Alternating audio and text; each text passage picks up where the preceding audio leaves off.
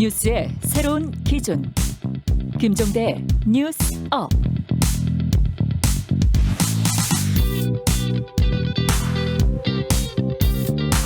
그간의 잘못된 수사 관행과 비합리적 의사결정 등 여러 문제점이 드러나 이를 바로잡을 필요가 있다고 판단하게 되었습니다.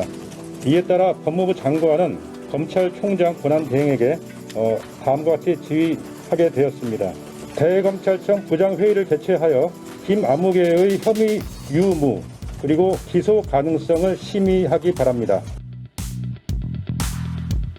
네, 오늘 있었던 법무부의 브리핑입니다. 박범계 법무부 장관이 한명숙 전 총리 사건 수사팀의 모해 위증 교사 의혹에 대해서 수사 지휘권을 발동한다는 내용입니다. 역대 네 번째 수사 지휘권 발동인데요. 법무부와 검찰의 긴장감이 다시 팽팽하게 높아지고 있습니다. 저는 오늘 김종대 뉴스업 특별 진행을 맡은 전문용어로 대타를 맡은 뉴스타파 기자 김경래입니다. 오늘 뉴스의 핵심 박범계 법무부 장관의 수사 지휘권 발동 잠시 후에 들려드리겠습니다.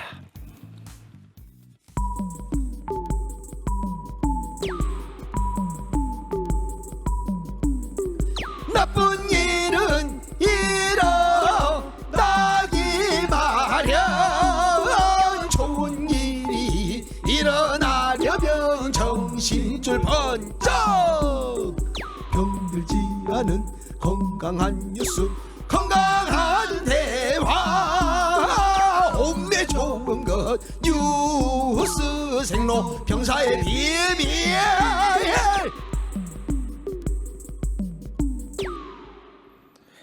네, 뉴스의 본질, 뉴스의 비밀을 파고드는 시간입니다. 뉴스 생로병사의 비밀. 오늘도 두 분 자리하셨습니다. 제가 평소에 하던 사람 같이 얘기를 안 해요 지금. 뉴스비가 김민하 시사평론가 나와 계십니다. 안녕하세요. 안녕하세요. 뉴스 하다 왜 힘이 없어요? 안녕하십니까? 예, 뉴스 빙하라서 네. 힘이 없는 컨셉트로 컨셉이 가고 있습니다. 그래요? 네. 원래도 힘이 좀 없었던 분이긴 하죠. 뉴스 화산 김수민 시사평론가 나와 계십니다. 안녕하세요. 반갑습니다.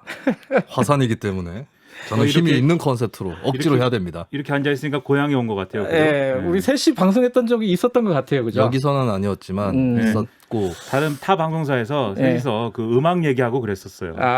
맞다. 네. 그 방송 별로 안 좋았어요.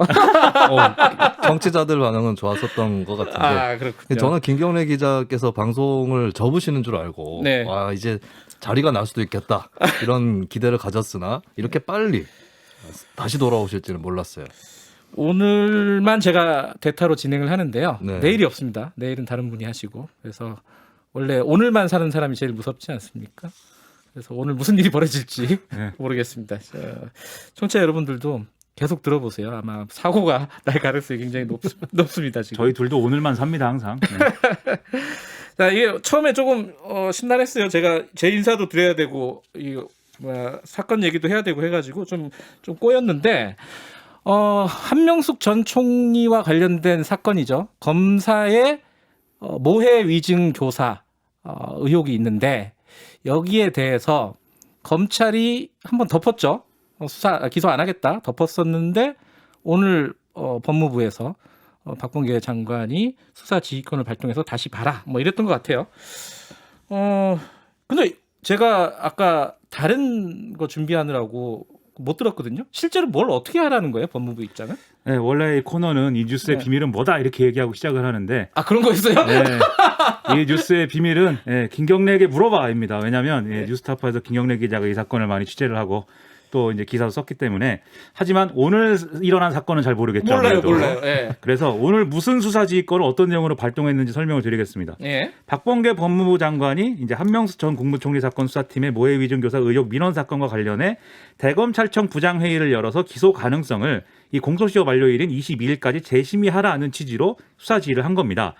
대검이 사건 관련자들을 무혐의 처분하는 과정에 비합리적인 의사결정이 있었다 이런 얘기이고요. 네. 그래서 이 대검 부장회의에서 한동수 감찰부장하고 이제 이문정 검사의 의견을 충분히 듣고 충분히 토론을 해라 이렇게 수사 지휘를 했고요. 그리고 특히 이제 이 재소자 김모 씨가 2011년 3월 23일에서 법정에서 증언한 내용의 허위성과 위증 혐의 등을 논의하고 그 이전에 한 법정 증언 내용까지 함께 포괄일죄로 볼 수 있는지도 따져봐라. 이렇게 법리적으로 세세한 지시 내용도 수사지 내용에 포함을 시켰습니다. 원래 이렇게 어렵게 얘기하세요? 좀 어려운데 지금 이게 말씀하시는 게? 수사지휘권 발동한 내용이 아. 법 전문가들의 용어다 보니까 저도 100% 지금 뭐 이걸 이해하고 얘기하겠습니까? 네, 모르죠, 수사 뭐. 지휘권 자체가 좀 어려운 내용이라서. 그 김민하 평론가의 얘기인즉슨 예. 김경래 기자는 법 전문가가 아니다. 이런 낙인 찍기가 아닌가 싶어요. 아니 제가 아니라고요. 제가 법 전문가가 아니다. 뭐 네. 두 분이 사이가 안 좋으신 거군요. 컨셉인 줄 알았는데. 좋아요. 네, 사이 좋고요. 그러니까 한마디로 말하면은 원래 이제 이문정 검사가 이 부분을 조사를 하고 있었잖아요, 그죠? 그렇습니다. 그런데 그거를 이문정 검사는 자기를 그 수사에서 배제시키고 네.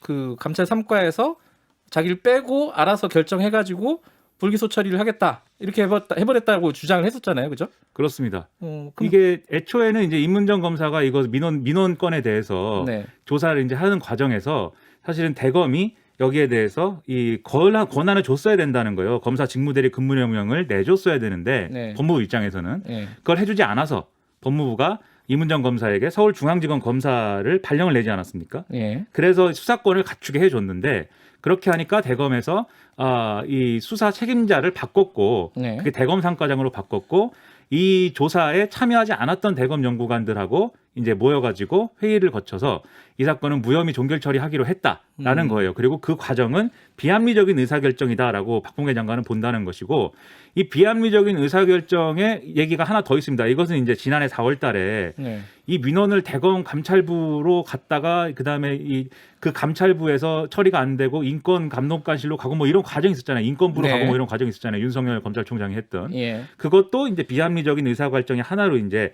지목을 했고요. 네. 그래서 이 결과로 이 사건의 처리가 공정하게 되지 않았다라는 지금 의구심이 있다. 그걸 해소해야 된다라는 게 이 수사지휘권 발동의 근거입니다. 어렵네요. 네, 법이 어렵죠. 네. 그러니까 지난해 이건 좀 지금 얘기를 해야 될 것 같아요. 지난해 유스타파에서 제가 보도를 한 이후에 네. 예, 이게 이제 우연의 일치였는데 그 전에 다른 사람이 민원을 넣었었던 거죠, 법무부에다가. 근데 그게 이제 대검으로 넘어갔는데 윤석열 총장이 감찰부에서 하려고 했던 거를 인권부로 넘겨버렸다. 그렇습니다. 그게 무슨 의미예요? 설명을 해주셔야 될 것 같은데. 예, 일단 이 인권부로 넘긴 이유는 결국은 재소자의 인권 문제이기 때문에 인권부로 넘기는 것이고 그다음에 그 당시에 이 사건의 어떤 공소시효나 이런 문제도 또 있어서 대검 감찰부가 맡을 수 없는 사건이다라고 윤석열 총장은 판단했다고 그 당시에 이제 주장을 했습니다. 근데 여기에 대해서도 그 당시에 추미애 장관이 법무부 장관일 때도 이것이 잘못됐다라고 이제 지적을 했었고 그다음에 무엇보다도 대검 감찰부장이 개방직으로 판사 출신이 이제 온 것이었기 때문에 이것에 대해서 어떤 친정부 인사라고 보고 여기에 대해서 어떤 갈등 관계가 지금 검찰 내부에서 벌어진 거 아니냐 이런 해석도 있고 했거든요. 네. 그래서 그때부터 결국은 이 문제가 이제 왜 윤석열 총장 당시 총장이 이게 결국 검사의 비위 문제이기 때문에 제 식구 감싸기를 하는 거 아니냐 이런 비판을 당시 추미애 장관이 하고 뭐 이랬던 거죠. 잠깐만요. 이거 하다 보면 한두 끝도 없으니까 빨리빨리 넘어가야겠네요. 근데 그 김수민 평론가는 원래 말이 없는 코너입니까 네. 이거는? 제가 말을 섞었다가 시간이 더 부족해질까봐 전전긍긍하고 있어요. 알겠습니다. 자, 이게 만약에 그 지금 수사지휘권을 내려서 다시 회의를 하라는 거 아니에요? 부장단 회의를. 그렇습니다. 거기서도 안 된다. 이거 기소 안 된다. 이렇게 나오면 어떻게 되는 거예요, 그러면? 오늘 이제 브리핑한 이정수 검찰국장의 경우에는 그럴 경우에는 이 대검 부장회에서 또 무혐의 판단이 나오면 예. 박봉계 장관이 이걸 수용할 거다. 그러니까 수용하겠다. 오늘 지휘의 내용은 기소해라 마라가 아니라 다시 한번 판단해달라 이거다. 이 점은 네. 명확히 했는데요. 근데 이제 검사들은 여기에 대해서 좀 의심을 가지고 있는 상황입니다. 왜냐하면 대검 부장 회의라는 건 결국 대검 부장들이 들어가야 되는데 네. 결국은 대검 부장들이라는 사람은 다 친정부 검사다. 이게 이제 검찰 내부의 어떤 반응이라는 거예요. 그래서 뭐 신성식 반부패 강력부장, 이정영 공공수사부장, 이종근 형사부장, 한동수 감찰부장 지난해에 우리가 한 번쯤은 뉴스에서 이름을 들어봤던 그런 검사들입니다. 그러다 보니까 이 결국은 이 대검 부장회의의 결론은 정해져 있는 거 아니냐. 결국 이 사건은 이 무혐의 종결 처리되는 게 그걸 다시 한번 확인하는 게 아니라 결국 다시 정당성을 들여다보는 결론이 나올 거다라고 검찰 내부는 뭐 보고 있는 것 같아요. 그 대검 부장 회의에서 뒤집을 거다. 구도는 그렇게 예측들을 한다는 거죠. 그렇습니다. 감찰도 지시를 했고 그럼 어찌 됐든 이게 예전에 또 기억이 나네요. 추미애 장관과 윤석열 총장의 뭐 대첩이 있었잖아요. 대첩. 그렇죠. 추윤 대첩. 네. 이번에도 또 그렇게 가는 거 아니에요? 그렇게 되면?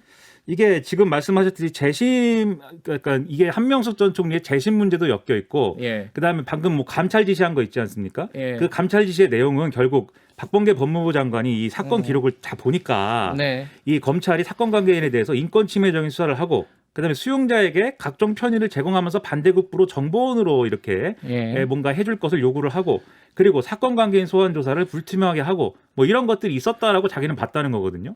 그럼 이런 문제가 있는 상황이라는 걸 박범계 정무부 장관은 기정사실을 한 상황에서 알겠어요. 이런 상황에서 진행된다라고 하면은 논란이 있을 수가 있는데 이 결론이 그러면 한명숙 전 총리의 재심을 겨냥한 거다라고 할 경우에는 논란이 커질 수밖에 없는 거고요. 그게 아니라 검찰의 부적절한 어떤 수사 방식을 바로잡아야 되는 일이다라고 규정을 하면 이건 또 해볼 만한 얘기가 되는데 지난해 그 난리통이 있었기 때문에 어떻게 지금 비춰지고 있는 거냐. 오히려 전자 쪽으로 좀 쏠려 있는 거 아니냐 이런 걱정이 좀 되고 있습니다. 어쨌든 뭐 윤석열 총장은 이거를 뭐 결과적으로는 막으려고 했었는데 이런 사태를 막으려고 했었는데 네. 지금 이렇게 돼버렸어요. 윤석열 총장의 심정을 김수민 평론가가 네. 한번 말씀을 해주십시오. 네. 지금은 제가 대검찰청에 없기 때문에 뭐가 어떻게 되든 간에 저 때문에 안 됐다 이런 얘기는 안 해서 다행입니다. 윤석열 총장은 수사 평론가 아닙니까? 다른 건 다 얘기를 다 하면서 이거 왜 얘기를 안 해요? 그 누구예요? 접니다. 대통령이십니다. 그래요? 죄송합니다. 대통령 목소리를 못 알아들었네. 제가 그래서 좀 이 얘기는 여기까지 슬퍼지네요. 하고. 네. 시간이 별로 없어가지고 제가 진행이 미숙해서 김수민 평론가는 무슨 아이템을 갖고 오신 거죠? 이제 후딱 진행을 네. 해야 되겠네요. 예. 여야가 서울시장 후보 단일화 막바지에 와 있거든요. 예. 일단은 법률권 단일화가 마무리가 됐습니다. 더불어민주당 박영선 후보, 열린민주당 김진애 후보 단일화가 됐고 박영선 후보로 결정이 났는데 결정됐어요 이거? 그렇습니다. 언제 됐어요? 오늘 방금 전에 결정이 됐고 제가 준비하는 동안 많은 일이 벌어졌거든요. 그렇습니다. 6시에 발표를 한다고 예정을 했었거든요. 예. 이 결과는 공개가 안 됐는데 중앙선관위에서 당대당 경선 선거 결과는 공표를 못하게 하는 그래요? 그런 방침을 내렸기 때문에 몇 대 몇으로 이겼는지 모르는 거네요. 그렇습니다. 아무래도 박영선 후보가 많이 유리한 상황에서 치러진 그런 경선이었다고 볼 수 있겠죠. 이 단일화가 됐는데 이게 뭐 그냥 초록은 동색 원래 네, 원래 네. 그런 거 아니었어요 이거? 예, 이 단일화 형식만 봐도 당원들이 참여를 하는 그런 단일화 경선에선 초유의 형식인데 이게 양당 간에 굉장히 거리가 가깝다라고 하는 것을 보여주는 거죠. 근데 어떻게 보면은 민주당 지지층 일각에서 박영선 후보로 성이 차지 않는 그런 측면이 있었는데 어떻게 보면 김진애 후보를 통해서 마지막에 한번 그 분을 풀었다. 그 대변 더 뚜렷하게 대변하는 후보를 통해서 네. 그런 효과는 있을 것이고 어떻게 보면 이제 스파링 파트너로서 그리고 나아가서 페이스 메이커로서 김진애 후보가 역할을 했다라고 볼 수 있겠습니다. 여당은 지금 좀 재미가 없고 야당이 지금 재밌는 판인데 오세훈 후보하고 안철수 후보 얘기가 많네요. 얘기거리가 이 중에 다 못할 네. 것 같으니까 제일 중요한 거 한 압축적으로 두 개 정도만. 예, 어제 단일화 토론회 때 나온 쟁점들 하나씩만 양 예. 후보가 제기한 거 하나씩만 말씀드리면 예. 안철수 후보 쪽에서 내곡동 의혹을 제기를 했거든요. 땅 투기죠 이거는. 예. 땅 투기 의혹이죠. 그 예. 공격하려는 게 아니고 해명 기회를 드리겠다라고 하면서 좀 지지층 심기를 거스르지 않으려고 하는 그런 조심스러운 태도를 보여줬는데 당초의 해명이 이제 사실과 다른 것으로 드러난 부분 노무현 정부 때가 아니라 이명박 정부 때 주택단지로 지정이 됐고 또 그게 오시장 재직 시절이었다라고 하는 점들 처가 땅인 거죠. 그렇습니다. 예, 그런 것들을 이제 상기를 시키니까 좀 일종의 큰 선언을 했어요. 오 후보가 거짓 해명 이것이 맞다면 자기가 사퇴를 하겠다라고 카드를 또 던지기로 예. 했습니다. 그리고 오세훈 후보도 역공을 했는데 안철수 후보의 리더십은 축소지향적이다. 지금까지 당을 해오면서 계속 의석수가 축소되었다. 어떻게 큰 야권을 만드는 것이냐라고 공세를 제기하니까 안철수 후보는 큰 당에 속해 있지 않아서 사람들이 떠나가게 되었다. 네. 그동안 본인이 정치하느라 좀 힘든 처지에 있었다. 이런 부분을 또 강조를 했습니다. 지금 그 단일화 과정은 좀 매끄럽게 돌아가고 있나요? 야권은? 지금 여론조사 방식을 두고 아직도 양쪽에서 설전을 벌여가면서 협상을 하고 있는데요. 네. 결국에 이제 경쟁력을 체크할 거냐, 적합도를 체크할 거냐. 이게 이제 안철수, 오세훈 양쪽의 계산차가 좀 다른 게 있고 네. 여기서 이제 보통 여론조사에서 잘 안 쓰이던 방식인데 가상 양자 대결. 그러니까 박영선 대 오세훈, 아하. 박영선 대 안철수 이걸로 물어보자고 국민의당에서 카드를 또 던졌어요. 아하. 근데 이것이 왜 나왔냐면 국민의힘 쪽에서 기호까지 질문에 넣어야 된다라고 하니까 그러면 기호가 들어갈 것 같으면 실제 투표용지를 가정하고 해보자라고 국민의당에서 또 받아친 것이죠. 여기서 또 막혀 있는 부분이 있고 또 여론조사에서 유선 무선 반영 비율에 대해서 예. 국민의당 쪽은 100% 무선 그리고 국민의힘은 15%나 20% 정도 유선을 넣자. 왜냐하면은 유선이 많이 들어가면은 노년층, 보수층 이쪽에서 좀 유리한 측면이 있고 반대의 경우는 무선 쪽은 이제 진보, 중도, 젊은층 이쪽의 양쪽이 또 계산이 다르기 때문에 협상이 아직까지 많이 부딪혀 지금 있습니다. 문항은 어느 정도 그래도 좀 정리가 된 것 같아요. 오늘 하루 종일 하면서. 네. 근데 유무선 비율은 아직 정리가 안 된 것 같습니다. 그게 중요한가요, 둘한테 지금? 유선 비율이 높으면 오세훈 후보한테 유리하고 음. 무선 100%로 하면 이제 안철수 후보한테 유리한데 예. 오세훈 후보 측 논리는 그럼 유선 전화로만 받는 사람들은 유권자 아니냐 뭐 이렇게 얘기하고 있는 거죠. 아하. 이게 미세한 부분으로 갈릴 수 있는 거라서 결국에 여론조사 경선이라는 것도 완벽하게 과학적인 게 아니라 일종의 복불복에 가까워졌다. 이것을 또 교훈으로 남기고 있죠. 알겠습니다. 제가 오랜만에 해봐서 이게 시간 맞추기가 쉽지가 않네요. 자, 뉴스 생로병사의 비밀 여기까지 하겠습니다. 두 분 반가웠습니다. 고맙습니다. 고맙습니다. 자, 뉴스 화산 김수민, 뉴스 빙하 김민아 씨였습니다.